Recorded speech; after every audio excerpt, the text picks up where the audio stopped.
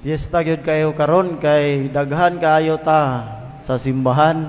Naatanan ang mga kapangalagaran, mga alagad diha sa nagkalain-lain nga ministry sa ato ang parokya, usa ka dako nga selebrasyon diri sa pagsaulog nato sa Kristong Hari. Ang Kristong Hari katapusang Domingo diha sa kalendaryo sa simbahan. Sunod Domingo magsugod na ta sa unang Domingo diha sa kalendaryo sa simbahan, ang unang Adbyento, unang Domingo sa Adbyento.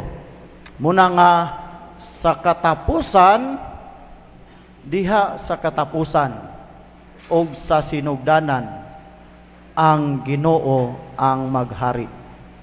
Mao gyud ni siya mensahe nganong gipaulahi ang Christ the King, Kristong Hari.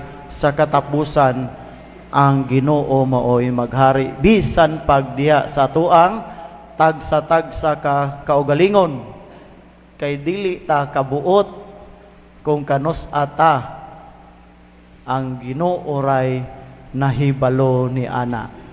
Siya ang hari sa tanang hari. Kung maghisgot tag hari, naghisgot ta og katong mga giya, mga sumbanan, sulundon, og naghapsay, naghanay sa kinabuhi, pamaagi diha sa simbahan, diha sa gobyerno, diha sa nagkalanlaing aspeto sa atong kinabuhi. Kini ang mga leader, mao man ni ato ang tan-aw sa usa ka hari, maoy naggiya, nagpalambo, naghatag sa panginabuhian o kahapsay niini. Kung tan-aw nato sa ato ang gobyerno, gamay ra siguro tao makita, kung dili man pud siguro kayo ipakita god ang mga maayo, mga maayong nabuhat sa mga leader diha sa gobyerno. Kay kung sayo kay ka mapakita sa mga buhat, ingnon man dayon kag nangumpanya na, kay mao man gyud ato ang konsepto. Mo nakasagaran atong makita kining mga sayop, dili kayon makita ang kining mga maayong nabuhat, maayong nahitabo diha sa gobyerno. Mao na nga ato ang mga balita karon sa gobyerno, katong New Bilibid Prison, nga imbis na maoy mag-ayo sa mga correctional, mag-ayo sa mga na priso, maunoy nagtudlo nagdaot, naghatag unta og kinabuhi, maunoy mo patay, atong papatay og gitudloan panoon og kalot og bulawan. Katawanan mo kini ato mga leader, mga leader nga kining naghuna-huna diha sa ilang kaugalingon nga interes. Naapay mga building, naay mga building nga ng mga ospital nga hantod karon dugay na kaayo, wala mahuman kay asa na ka ang budget, hurot na, mga ingani nga leader, mga naghari-hari diha sa ato ang katilingban nga makadaot, makatudlo og dili maayo makadani, maka-influensya nga kita pod moapil ni ining mga buhata. Kay maumay ato ang nakita diha gali sa pagsulod lang diha sa mga mosulod ka og sundalo, mosulod ka anang pulis, Lisod kayo pagsulod kung wala kay baker, hagbong kas neuro. Unsam din ang neuro day. Pag-testing mo na og kuan, mag-exam nga kung dili baka kuan kining mula pa sa normal. Normal ba na imong kuan? Sayon ra kayo kay subjective kayo ang kuan, ang exam. Hagbong kay kini basin og makuyapan ni sa gira, makuyapan ni sa. Pero kung naa kay kining baker, perminti pasar. May gali nawala na sa mga magtutudlo kanang mo item ka sa gobyerno kay ranking naman sila karon. Points by points na. Nawala na siguro na awa tagig kabalo po kayo. Pero ang ingon sa uban nga nawala na. Naapa di ay ang uban. Naining reklamo, naapa, no? Ingani ang kalidad sa ato ang mga leader. Naghuna-huna sa ilahang interes. Dili nato ilayo sa simbahan, naapoy mga leader diya sa simbahan. Sa ato ang simbahan Katoliko, na ay mga interes pod, dili makig-uban ato mga pobre, adto ra sila makigsagol sa mga naay kaya aron siguro maduol-duol no sa luwag na anay mga nahitabuan na dili didto sa mga makaluluoy. Dili tagaag bili. Walay importansya ang katong tan-aw nga kana sila kuan ra na. Ordinaryo kay na. Bati nga kinaiya sa mga leader. Bisan pag sa panimalay, makita na nato. Moana ang mga ginikanan kana lay kuadong day. Kay ini ka humani mo anak, makabawi ta sa gasto. Unsa man ni negosyo na inyong anak? Kapital kay makabawi sa gasto. Dili gyud ang gitudlo katong kining tanan nga propesyon. Dili ni gumikan lang og kwarta, kundi gumikan ni sa pagpangalagad sa uban. Ang rason sa tanang propesyon dili para sa imuhang kaugalingon, kundi pagtabang sa kaayuhan kahapsay sa dagan sa atuang katilingban. Ing-ani ang atuang mga nakita nga mga lideres naa paghatay paglaom. Kung ing-ani, siyempre wala nato nakita kay wala nato gitan-aw ang mga maayo. Tabangan nato na og post sa social media siguro no. Dili lang ang mga dautan. Positive vibe ba? No? Positive. Dili mga negative. I-post katong sakto, maayo aron na atay positive vibes sa ato ang mga kaugalingon sa ato ang komunidad.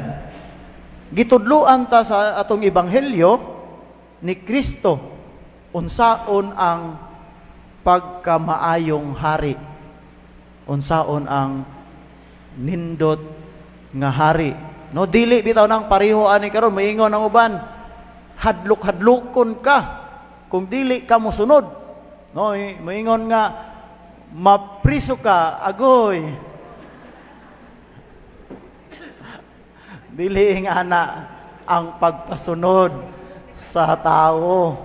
No, naa sa ebanghelyo, tan-aw nato. Diha sa ebanghelyo gibiay-biay, gibugal-bugalan si Jesus kung mangluluwas ka, nganong dili man ka makaluwas sa imong kaugalingon, Naa ba kay gahom? Wala. Nga gipakita man niya sa sinugdan sa iyang mga buhat nga naa say gahom, nganong wala niya gipakita diha. Unsay rason? Unang rason, ang Ginoo nagsunod sa plano sa Amahan. Na ay mas labaw nga plano niining, na ay nagplano niining tanan. Ikaduhang rason,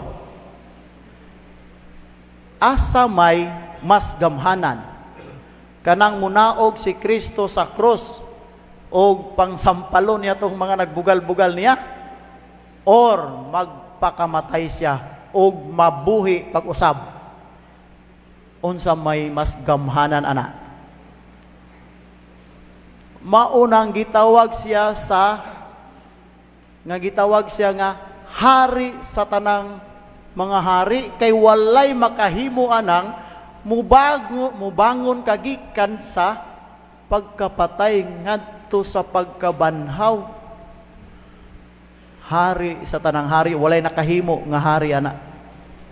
Mas gamhanan, na ay mas labaw pa sa ginahuna sa mga tao nga gahom sa Ginoo ang kinabuhing dayon. Mas labaw nga gahom, gipakitaan tag mas labaw nga gahom diha sa pagkahari ni Kristo, nganong magbalibad-balibad man tag sunod sa kabubuton sa Ginoo, nganong tapulan pamanta nga muampo nga kabalo man gyud tang walay nakahimong lain ni ana nga gahom. Ikaduhang pamaagi o ikaduhang pagpakita niya kung unsa ang pagkahari ni Kristo, gibugal-bugalan pero naluoy. Yun sa pagkaluoy, wala siya mubalos ngadto sa iyang mga nagbugal-bugal. Di ba usahay diha sa mga ebanghelyo, miingon biya si Kristo kung naay mo pangutanan niya, naay mo sukna, mutubag. Di ba? Dili kalusot sa tubag niya ang iyahang mga kaaway, iyahang mga mubatikos niya. Pero karon walay gitubag diya sa ebanghelyo. Bisan pag gibugal-bugalan, nasayod ang Ginoo nga kining mga tawhana iyahang mga sakop, iyahaning mga sakop, o kinahanglan lang ni sila bag-uhon sa ilang kinaiya nga dili maayo. Kung bati ni silang mga kinaiya nagbugal-bugal, unsay hunahuna sa Ginoo, unsay hunahuna sa simbahan, nga ang sayop ayuhon, ang sakit ayuhon, ang dautan himuon nga maayo. Dili gyud balusan kay sayop nagali na magpakasayop pug ka. Kung naay nasayop, tabangan nga mamaayo. Kung naay batig batasan, tanawa na inyong mga tapad, mga bati ba nagbatasan o nindot ba nagbatasan? Rag nindot o batasan kay ning katawa man mo. Kanha ang batasan nga bati, tarungon lang gyud. No, tarungon lang, paningkamutan. Pagka maluluyon sa Ginoo, isip hari, tarungon, pagdala, kaluy-an, kay ako ang ilahang hari. Walay lain ni silang mga hari. Ako ang hari sa tanang hari. Kinahanglan lang ni sila tarungon, dili balusan. Pariho po nato mga leaders sa simbahan, ministries. Dili ipang abugon kay di ka kabalo. No, di ka kabalo mo kanta yan na diri. Tudluan aron makabalo. Di ka kabalo mo commentator o sanay. Di ka kabalo mga lagad. Di ka kabalong basa, tudluan. Di ka kabalong pambit. Ayun nalag tingog. Kaya di ka kabalo. Tudluan. Kaluoy sa Ginoo. Ikatulong pagpakita niya siyang pagkahari. Gabitay sa cross, Jesus. Gabitay. Imagine na daw, kung gabitay ang tao sa cross, gibugal-bugalan pa nimo, unya naay mga nanglantaw, daghan. Unsay ilahang ma-feel kamo daw. Gibugal-bugalan, gitamay, gipasakitan. Unsay inyo ang ma-feel? Unsay inyong mabati? Di ba? Maluoy ka? Nagpalansang yun si Kristo aron kaluyan. Ngano kinahanglan man kaluyan? Kamuday kung muhangyo mo sa inyong gipanguyaban, di mo magpakaluoy? Di ba? O, yung mga bana, nagpakaluoy siguro na paghangyo, no? Gamiton ang kaluoy. Si Kristo ang hari sa kaluoy. Dili lang siya ang maluoy, nagpakiluoy. Siya ang makaluluoy og maluluyon nga hari.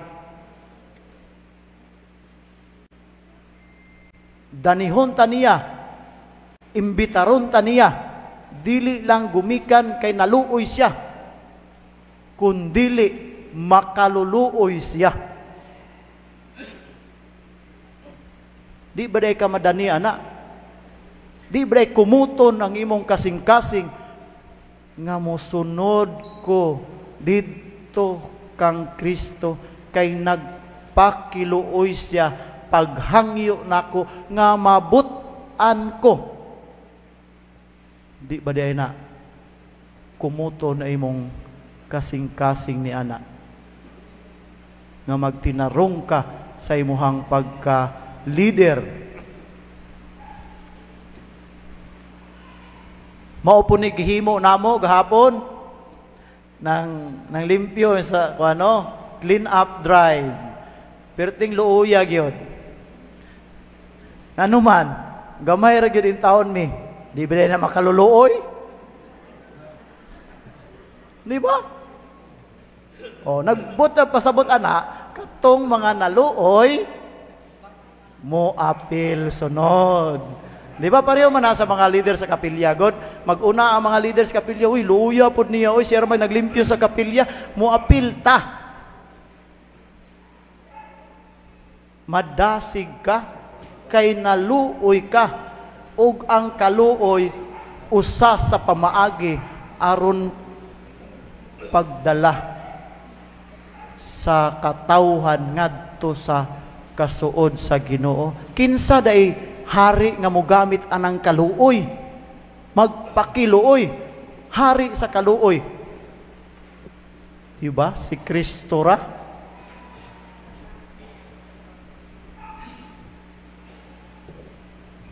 Gipahinumduman ta. Kita ang mga ministers, no? Nga mahagita nga kita pod makaluluoy o maluluyon pareho ni Kristo. Muhangyo ta, muampo ta, magpakaluoy. Kung magampo mo, tagaan mo sa Ginoo. Di ba? Nagampo mo o kining maayong, kining hapsay nga pamilya. Gitagaan mo og bana. Nga, mayon. Mayon. Perting mayon na. No, kita sa simbahan nang hangyo ta nga mo lig-on ang mga tao sa katilingban no, mudasig adto sa simbahan. Gamay ra ang nangaten. Ang Ginoo man na plano, ang importante ang pagkahari sa Ginoo walay makalabaw. Walay makalabaw niya sa pagkamaluluyon, walay makalabaw niya sa pagkaluoy. Aron kitang tanan madasig, himuon ang tanan aron kita maluwas. Asa pa may mas labaw ana? Kanang nagpakiluoy ang Ginoo nga kita mabutan, or kana iyang gihimo nga nagpakamatay sa cross aron mabutan ta. Asa may mas labaw? Ang pagpakamatay sa cross ang mas labaw. Ihatag ang tanan aron kita mosunod sa iyang giandam nga pamaagi, kay mauni sakto, mauni makaayo kanatong tanan. Hinaot diha sa ato ang pagpadayon sa misa, kita mudawat man sa lawas ni Kristo. Ning sagol sa ato ang lawas ni Kristo. Ang ato pod untang mga kinaiya masagulan sa iyang kaluoy, maluluyon, o kining makaluluoy nga pamaagi. Kitang tanan muhangyo, muhimo sa ato ang mga obligasyon, magpakaluoy, makiluoy, o magmaluluyon.